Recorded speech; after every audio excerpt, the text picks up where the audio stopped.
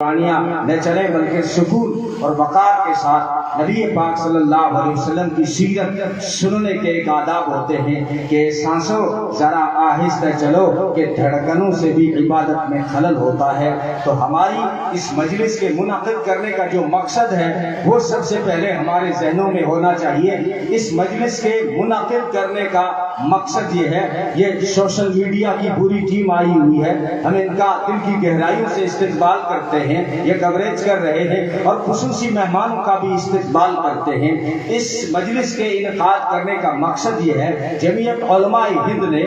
بے شک ربیع الاول چل رہا ہے، بے شک یہ بہار کا مہینہ چل رہا ہے، یہ وہی مہینہ ہے جس میں محمد عربی صلی اللہ علیہ وسلم ساری کائنات کے لیے، سارے جہانوں کے لیے، سارے انسانوں کے لیے، سارے حیوانوں کے لیے جو ہے رحمت بن کر تشریف لائے ہیں، بہار بن کر تشریف لائے۔ بے شک ربیع الاول کی نسبت بھی ہے، یہ ربیع اول کی نسبت بھی ہے، لیکن نبی پاک صلی اللہ علیہ وسلم کا ذکر صرف ربیع الاول تک محدود نہیں ہے، بلکہ ہمارا فریضہ ہے کہ ہم پورا سال نبی پاک صلی اللہ علیہ وسلم کی سیرت کو بیان کریں، ہم پوری زندگی نبی پاک صلی اللہ علیہ وسلم کی سیرت کو بیان کریں۔ ہماری زندگیاں تو ختم ہو جائیں گی، یہ صبح و شام تو چل پڑے گی اور راتیں گزر جائیں گی، دن بیت جائیں گے، لیکن محمد عربی صلی اللہ علیہ وسلم کی سیرت ختم نہیں ہوگی۔ قلم ہے آبلا پا اور مدح باقی ہے، برق تمام ہوا اور مدح باقی ہے، تمام عمر لکھا اور مدح باقی ہے، یوں آخر میں سب کو اقرار کرنا پڑے گا۔ تو اس مجلس کے منعقد کرنے کا مقصد یہ ہے کہ نبی پاک صلی اللہ علیہ وسلم کی سیرت کو عام کیا جائے، اور کیوں؟ اس لیے کہ کچھ اس طرح کے حالات ہیں، جب بات ہم صرف ہندوستان کی نہیں ہے بلکہ جب ورلڈ پہ نگاہ ڈالتے ہیں، پورے عالم پہ نگاہ ڈالتے ہیں، تو کچھ اس طرح کے لوگ رہتے ہیں جو معمولی ہیں، جو بہت تھوڑے ہیں، لیکن کوئی کہتا ہے کہ جو ہے اسلام میں شدت پسندی بہت ہے، یہ جو ہے کاٹنے کی بات بہت کرتے ہیں۔ کوئی کہتا ہے محمد عربی صلی اللہ علیہ وسلم نے عورتوں کو حق نہیں دیے، یا عورت کو برابری پہ یہ نہیں لاتے، یا یکساں سول کوڈ کی بات نہیں کرتے، یا پھر جو ہے یہ غیروں کو نفرت کی نگاہ سے دیکھتے ہیں، شدت کی نگاہ سے دیکھتے ہیں۔ ان ساری باتوں کو جواب دینے کے لیے جمعیت علماء ہند نے یہ فیصلہ کیا ہے کہ کم سے کم یوں تو پورے سال بیان کرنا چاہیے، پوری زندگی بیان کرنا چاہیے، لیکن کم سے کم ربیع الاول کی نسبت سے دیکھو کچھ گھڑیاں ایسی ہوتی ہیں جب کوئی نسبت پاتی ہے تو پھر ہمیشہ کے لیے قیمتی بن جایا کرتی ہے۔ قرآن تو ایک بار آیا تھا شب قدر میں، لیکن ایک بار آنے کی وجہ سے وہ شب قدر ساری راتوں کی سردار بن گئی۔ اسی طرح ربیع الاول میں جو بہار آئی تھی وہ ساری بہاروں پہ چھا گئی، دنیا کی ساری بہاریں اسی ایک بہار کی مرہون منت ہے۔ اس لیے اس ربیع الاول میں کم سے کم اس ربیع الاول میں محمد عربی صلی اللہ علیہ وسلم کی ولادت کے ساتھ، ان کے حسن کے ساتھ، ان کے جو ہے کردار کے ساتھ، ان کے جو ہے احادیث کے ساتھ میں نبی پاک صلی اللہ علیہ وسلم کی زندگی کے ان پہلوؤں کو اجاگر کیا جائے جس کو بہت کم بیان کیا جاتا ہے، جس کی وجہ سے لوگوں کو موقع مل جاتا ہے۔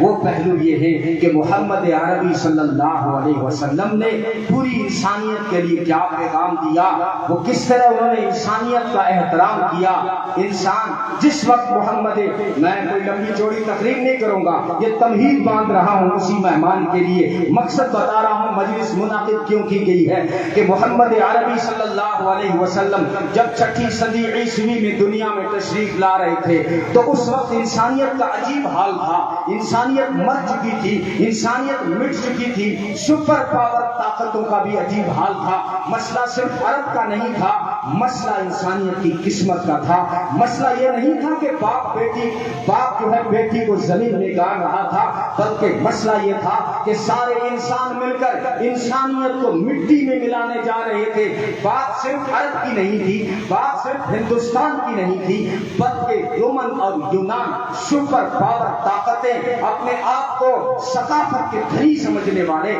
تہذیب و تمدن کے مالک سمجھنے والوں کا یہ حال تھا کہ سیاحی جیسا گیم ان کے اندر انتراشٹریہ گیم بن چکا تھا۔ انسان کو کسی بگڑے ہوئے سانڈ کے آگے ڈال دیتے تھے، اور جب انسان گھائل ہوتا تھا تو وہ سپر پاور ثقافت کے قریب تالیاں پیٹتے تھے۔ اس لیے جو ہے جگن ناتھ آزاد غیر مسلم شاعر ہے، کور کرنا اس کو۔ غیر مسلم شاعر نے محمد عربی صلی اللہ علیہ وسلم کے بارے میں کیا کہا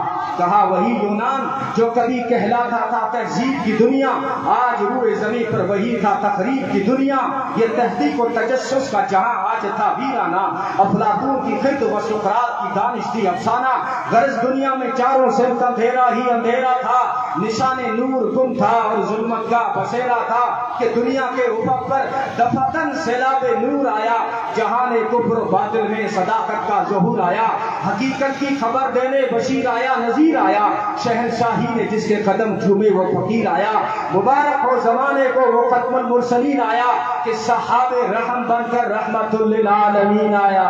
صلی اللہ علیہ وسلم، سب کے لیے رحمت بن کر آئے۔ اور سوشل میڈیا پہ بکواس کرنے والوں، کیسے تم نے یہ کہہ دیا کہ اسلام میں عورت کو جو ہے عزت نہیں دی گئی یا اس کو اسٹیٹس نہیں دیا گیا؟ ذرا ادیان کا مطالعہ کرو، سارے دھرم پڑھو، اور پھر اس دھرم کا نام بتا دو جس دھرم نے جنت عورت کے قدم میں رکھی ہو۔ وہ اسلام ہے، وہ محمد عربی کی شریعت ہے، جس نے فرمایا عورت جب ماں بنتی ہے تو جنت اس کے قدموں میں آ جاتی ہے۔ تم نے کیسے کہہ دیا کہ بیٹیوں کی عزت کی بات نہیں ہوتی؟ ارے محمد عربی صلی اللہ علیہ وسلم کے سامنے اپنی بیٹی نہیں، عیسائیوں کی بیٹی آئی تھی، کرسچن لڑکی آئی تھی، صفانہ جس کا نام تھا، عدی کی بہن تھی، حاتم طائی کی بیٹی تھی۔ محمد عربی صلی اللہ علیہ وسلم کو نعوذ باللہ قتل کرنے کے ارادے سے آئی تھی، لیکن جب وہ گرفتار ہوئی تو اس کے سر سے دوپٹہ سرک گیا۔ محمد عربی صلی اللہ علیہ وسلم نے فرمایا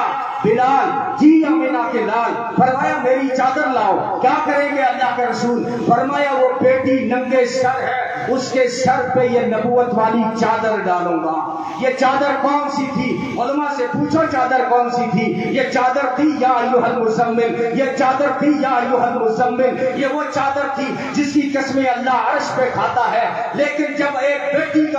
بیٹی کو ننگے سر دیکھا، محمد عربی نے فرمایا میری چادر لے جاؤ، اس بیٹی کے سر پہ ڈال دو، اس بیٹی کے سر پہ ڈال دو۔ جب بہن آئی نا، خود کی حقیقی بہن تو نہیں تھی، لیکن حلیمہ کی بیٹی شیمہ جب آئی، محمد عربی نے اپنی نبوت والی چادر اس کے قدموں میں بچھا دی۔ اور پھر جو ہے جب ایک بوڑھی عورت آئی ہے، دودھ پلانے والی ماں کی، لیکن جب وہ آئی محمد عربی نے اس کے قدموں میں اپنی چادر بچھائی اور نبی سے تمر عرب کا مشہور جوس پلا کے استقبال کیا کہ تم نے کیسے کہہ دیا کہ عورتوں کو مقام نہیں دیا گیا یا عزت نہیں دی گئی۔ تو اس طرح کے کئی پہلو ہیں۔ یتیم اور پڑوسی، نبی پاک صلی اللہ علیہ وسلم کا فرمان ہے کہ جو ہے وہ مومن نہیں ہو سکتا کہ خود تو پیٹ بھر کے کھا کر سو جائے اور اس کے پڑوس میں کوئی بھوکا انسان ہو، یہ مسلمان نہیں ہو سکتا، ایسا انسان مومن نہیں ہو سکتا۔ یہ انسانیت کی بات ہے، انسانیت کا احترام کیا ہے۔ تو میں آپ کی بات کو سمیٹتے ہوئے اپنے جو ہے خاص مہمان کو دعوت دے رہا ہوں، اور انہیں جو ہے خوب ٹائم دیا جا رہا ہے آج، اور کیونکہ ہمارے پاس بولنے والے اور بھی علماء کرام اسٹیج پہ رونق افروز ہیں، لیکن یہ جو ہے بار بار یہ موقع نہیں ملے گا کہ مفتی عبدالسلام ہمارے بیچ میں ہو جو اندور سے تشریف لائے ہیں۔ تو وہ اسی موضوع پہ ہو سکتا ہے کچھ اور وہ پیغامات دیں ہمیں، لیکن خاص کر جو وہ پیغام دیں گے وہ اسی طرح کے پیغامات ہوں گے محمد عربی صلی اللہ علیہ وسلم کے بارے میں کہ احمد مرسل فخر دو عالم، کیونکہ حق ہے نا ایک، جب محمد عربی صلی اللہ علیہ وسلم کا نام آئے تو ہماری زبانوں پہ درود و سلام کے ترانے ہوں۔ یہ حق ہے، یہ حق ہے۔ خدا تم پہ 10 رحمتیں نازل کرتا ہے اور دونوں فرشتوں کو کہتا ہے کھڑے ہو جاؤ، لیفٹ والے کو بھی رائٹ والے کو بھی۔ حالانکہ رائٹ والے کا کام ہے نیکیاں لکھنا،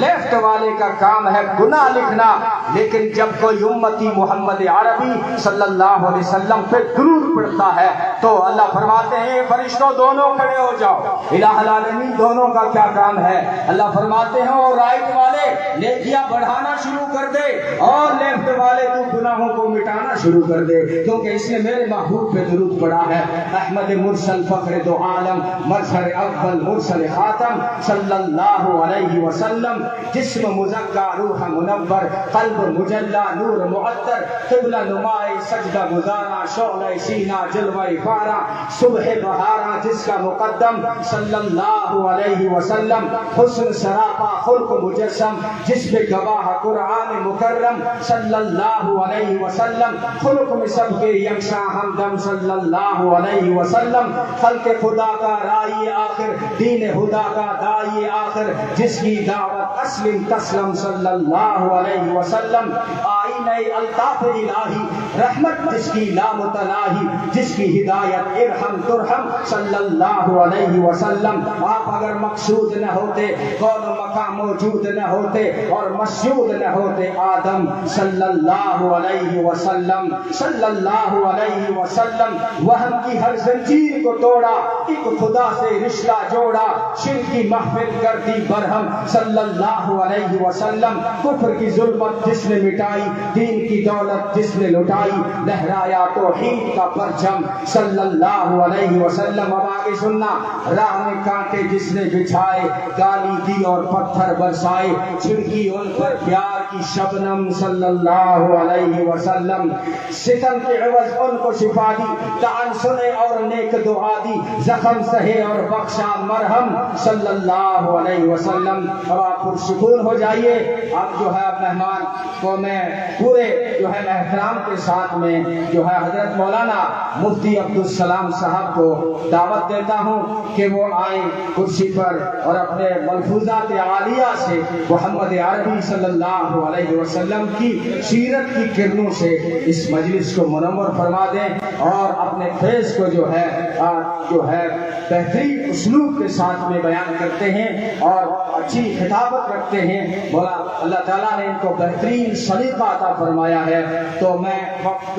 نہ لیتے ہوئے مولانا کو بصمیم قلب اور دل کی گہرائیوں سے اور صد احترام کے ساتھ مولانا کو میں دعوت پیش کرتا ہوں کہ وہ آئیں اور جو منتظر ہے، جن مجمع کی آنکھیں جو منتظر ہیں، یہ پیاس آپ کو نظر آ رہی ہوگی، تو آئیے، چھا جائیے اور برسیے۔ اللہ تعالیٰ ان کی باتوں کو